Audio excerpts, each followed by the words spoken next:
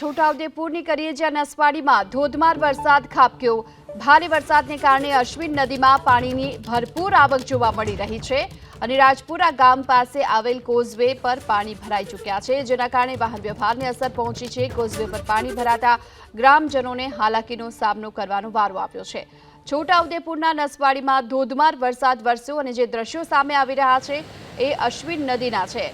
રાજપુરા ગામ પરનો રાજપુરા ગામ પાસે આ કોઝવે જે પાણીમાં ગરકાવ થઈ ચૂક્યો છે અને અહીંથી વાહન વ્યવહાર અટવાયો છે। ગ્રામજનોને મુશ્કેલીનો સામનો કરવાનો વારો આવ્યો છે, પરંતુ હાલ ધોધમાર વરસાદના કારણે ખેડૂતોને રાહત પણ થઈ છે। રાજપુરા ગામ પાસેના દ્રશ્યો છે કે જ્યાં કોઝવે પર પાણી ભરાયા છે। અશ્વિની નદી જેમાં સતત પાણીની આવક જોવા મળી છે, કારણ કે નસવાડીમાં ધોધમાર વરસાદ વરસ્યો છે। ગ્રામ્ય વિસ્તારોમાં વરસાદના કારણે હાલ આ સ્થિતિ જોવામાં આવી રહી છે। રાજપુરા ગામ પાસેથી પસાર થતી અશ્વિન નદી કે જ્યાં હાલ ભરપૂર માત્રામાં પાણીની આવક જોવા મળી રહી છે અને તેના કારણે અહીંથી કોઝવે પર પાણી ફરી વળ્યા છે।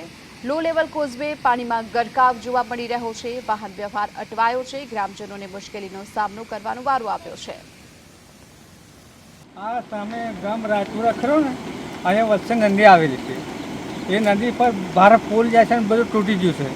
હવે અહીંયા આવવા જવાનું કામ કરે, અમે હવારમાં બેન આવેલી ભણાવવા કરીને તે બસ હજી પાછી જતી હતી। આ રાજપુરા સામેવાળું ગામ રાજપુરા છે, એમને આવવા જવાનું પૂછું બંધ થઈ જાય છે। તો આ જે આનો કરેલા સાહેબ ત્યાં સારું પડે।